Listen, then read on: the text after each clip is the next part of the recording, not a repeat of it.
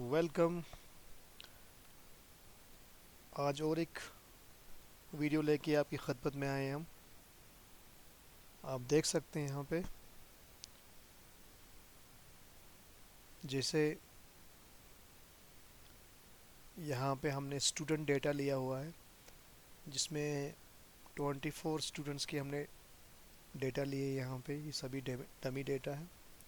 ये student ID है, name of the student है, जेंडर है, date of birth, class, phone number, email ID, age. Age तो हमने कैलकुलेट की है। बर्थडे दिस ईयर ये भी हमने कैलकुलेट की है। डेज लेफ्ट, फॉर सपोज हमने किसी इंस्टीट्यूशन के अंदर फॉर सपोज हम काम कर रहे हैं और हमें बर्थडे विश करना होगा, तो हमें ये पता करना होगा किस किस का मतलब विद इन 7 डेज़ किस किस का मतलब फॉर सपोज बर्थडे आने वाला है। उनको विश करने के लिए हमने ये यहाँ पे बर्थडे यहाँ रिमाइंडर बनाया है। यहाँ पे ये डे यहाँ पे आ रहा है, ये इसी डेटाबेस से हमने यहाँ पे निकाला हुआ है। अब देखिए यहाँ पे ये बर्थडे रिमाइंडर यहाँ पे है। आज फॉर सपोज यहाँ पे आरव कुमार का दो दो डेज लेफ्ट रह रहे हैं बर्थडे का।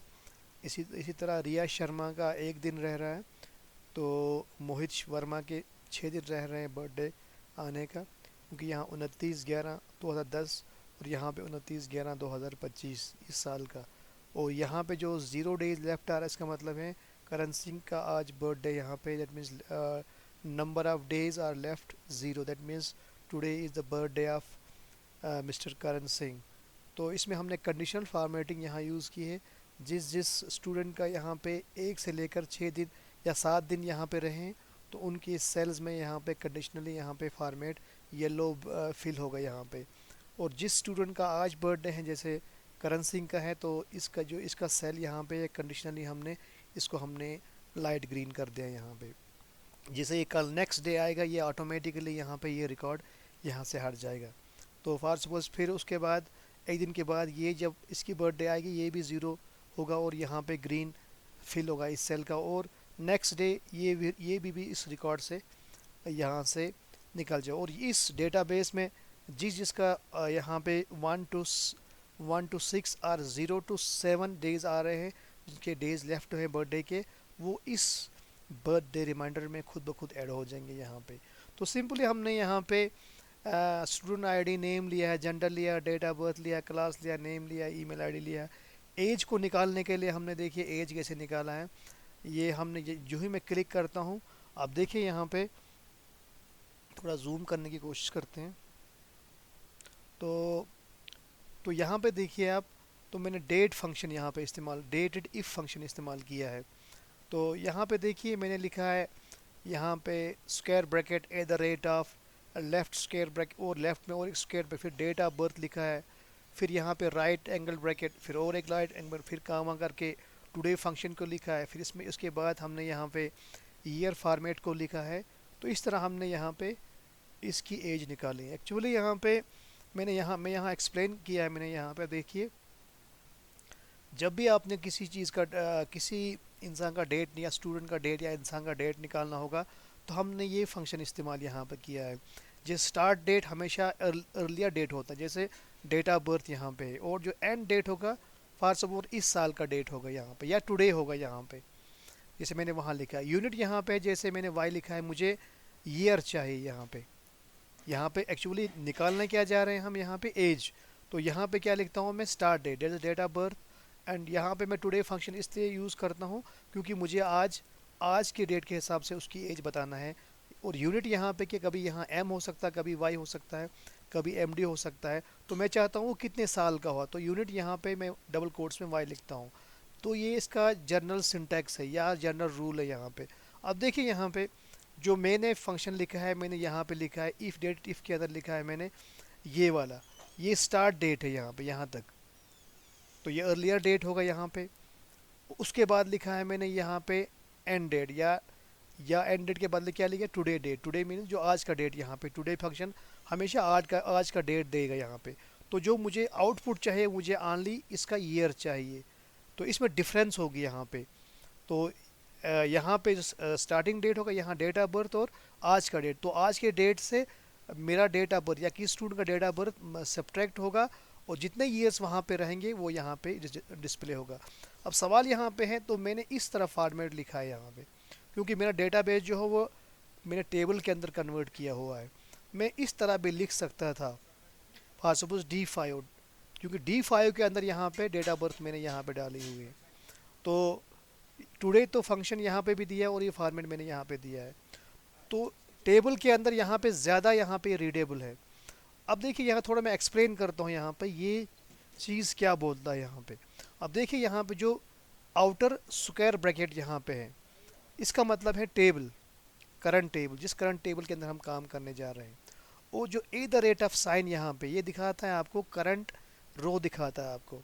फालतू जिस रो में आपने फंक्शन को लिखा है उसी रो नंबर को ये रिप्रेजेंट करता है। यहाँ जैसे जैसे यहाँ पे हमने लिखा है 5, यहाँ 5 को ये रिप्रेजेंट करता है, कॉलम डी को करता है। तो यहाँ पे रो नंबर के बदले ये the rate of sine represent करता है करंट रो, जिस रो के अंदर हमने इस फंक्शन को या इस फार्मूला को लिखा है। उसके बाद हमने यहाँ पे इनर स्क्वायर ब्रैकेट्स लिखे हैं यहाँ पे, जैसे डेट ऑफ बर्थ।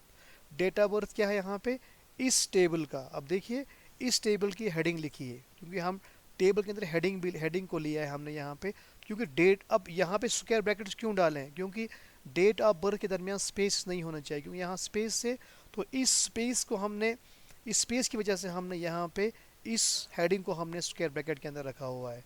तो इस तरह यहाँ पे क्या है, at the rate of represents current row and this represents actually the heading यहाँ पे दिखा रहा है। और जो आउटर ब्रैकेट्स यहाँ पे स्क्वायर ब्रैकेट्स है, ये दिखाता है करंट या करंट टेबल के अंदर जिसके अंदर काम कर रहे हैं।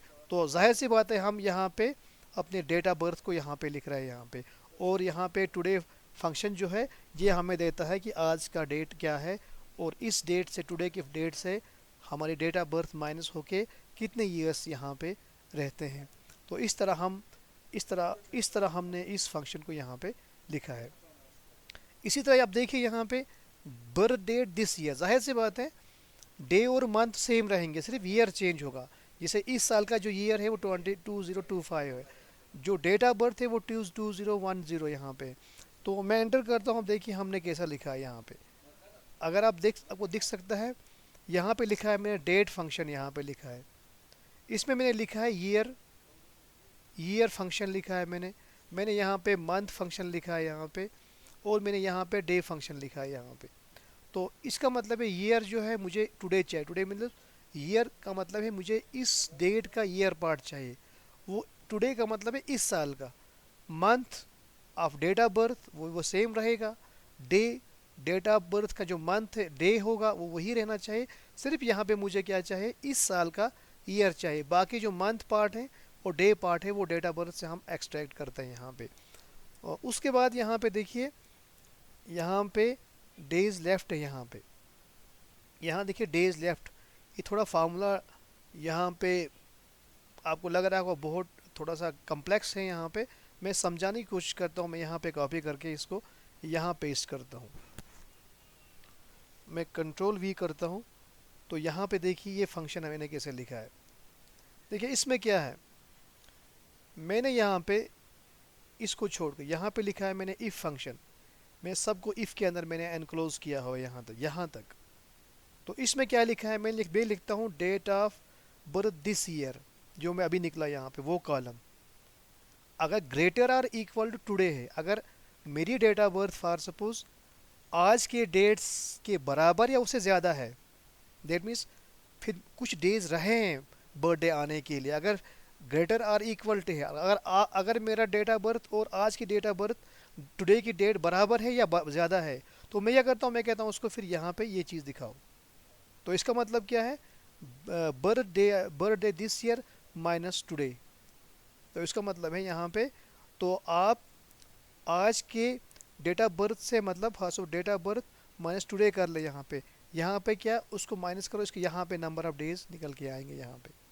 फॉर सपोज अगर 7 या 7 से ज़्यादा, फॉर सपोज मेरा डेट ऑफ बर्थ ज़्यादा है तो कितने दिन रहे यहाँ पे, तो मेरे डेट ऑफ बर्थ से इसको माइनस करो, या मतलब टुडे से इसको माइनस करो यहाँ पे, या इसको माइनस करो यहाँ पे, तो यहाँ पे नंबर ऑफ डेज निकल जाएंगे यहाँ पे।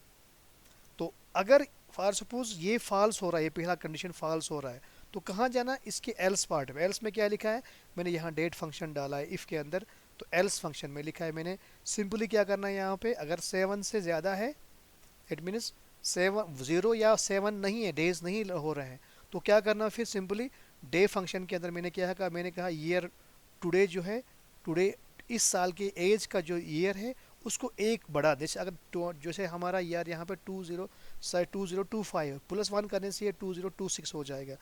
बाकी जो मंथ और डे जो वो सेम रखना यहाँ पे। एक चीज़ करना लास्ट पे, फिर आज का डेट उससे, आज का दिन जो आज का डे है वो उससे उतारना, आज के दिन के बगैर कितने डेज रहते हैं फास्ट वो नेक्स्ट ईयर में रहते हैं फिर। तो इस तरह यहाँ पे देखिए, जब जब मैं यहाँ देखता हूँ, जब मैं एंटर करता हूँ, अब देखिए जिसका ज़ीरो या ज़ीरो से लेकर 7 डेज है यहाँ पे, तो वो यहाँ पे बर्थडे के अंदर यहाँ पे डिस्प्ले हो जाते हैं यहाँ पे। तो अब यहाँ पे देखिए फॉर सपोज डिलीट करता हूँ इसको, यहाँ पे कॉलम को कुछ गलती की वजह से यहाँ पे, let me delete this column, delete करता हूँ, ठीक है। तो यहाँ पे देखिए, तो यहाँ पे फिर इसी हिसाब से यहाँ पे डेज बढ़ जाते हैं। देखिए इसको 280 डेज है अभी, इसको 242 डेज है यहाँ पे। तो अब यहाँ पे देखिए, यहाँ 3 बंदे हैं, जिसको एक को यहाँ पे 6 दिन रहे हैं, एक को यहाँ पे 1 दिन रहा, एक को 2 दिन रहे, एक को ज़ीरो यहाँ पे। तो यही 3 रोज़ यहाँ से यहाँ पे बर्थडे के अंदर यहाँ पे डिस्प्ले हो जाते हैं। अब देखो यहाँ पे 3 बंदे आ रहे हैं, एक को 1 दिन है, एक को 2 दिन है, एक को 6 दिन यहाँ पे। जो 1 से 6 7 दिन होंगे जिसके, तो वो येलो यहाँ पे, येलो में यहाँ हमने फार्मेटिंग करके रखी है। और जिसका for suppose days left zero है यहाँ पे, तो जैसे यहाँ पे देख सकते हैं हम, अब देखिए यहाँ पे इसकी डेट ऑफ बर्थ 23/11/2010 है, क्योंकि आज का डेट भी 23 नवंबर 2025 है। तो ये डे यहाँ पे इसके साथ मिल रहा है, तो नंबर ऑफ़ डेज यहाँ पे ज़ीरो है, इसीलिए यहाँ पे नंबर ऑफ़ डेज ज़ीरो आ रहे हैं। तो हमने फार्मेटिंग किया है, तो ग्रीन का मतलब है इसका, यहाँ पे हमने ये इंडिकेशन दिया है कि इसका डेट ऑफ बर्थ आज है, और इसके यहाँ पे 2 दिन है, 1 दिन है। और जो ही यहाँ पे कल 0 डेज हो जाएंगे, तो ये यहाँ से कल ख़त्म हो जाएगा ये वाला रो, और जो ये 1 होगा यहाँ पे ये ज़ीरो आएगा, और यहाँ पे ग्रीन होगा। तो इसी तरह जिसका यहाँ पे ज़ीरो होगा, तो यहाँ पे वो ग्रीन होगा, और ज़ीरो के बाद यहाँ से तमाम वो रिकॉर्ड्स ख़त्म हो जाएंगे। और यहाँ से अगर किसी के डेज़ ज़ीरो से या 1 7 तक यहाँ पे डेज़ निकल के आते, वो खुद ब खुद यहाँ पे ऑटोमेटिकली इस बर्थडे यहाँ पे लिस्ट में यहाँ पे ऐड हो जाएंगे। उम्मीद है ये वीडियो लगी होगी, तो आप भी अपने अपने आप भी अपने इंस्टीट्यूट में इस्तेमाल कीजिए, स्कूल में ताकि आप बर्थडे विश कर सकते हैं। तो आप इसको यूज़ कर सकते हैं। वीडियो कैसा लगा तो कमेंट्स में ज़रूर बताइए, ताकि हम आपकी खिदमत में नए वीडियोस और नए ट्रिक्स और नए टिप्स एक्सेल के अंदर लेके आए। Thank you.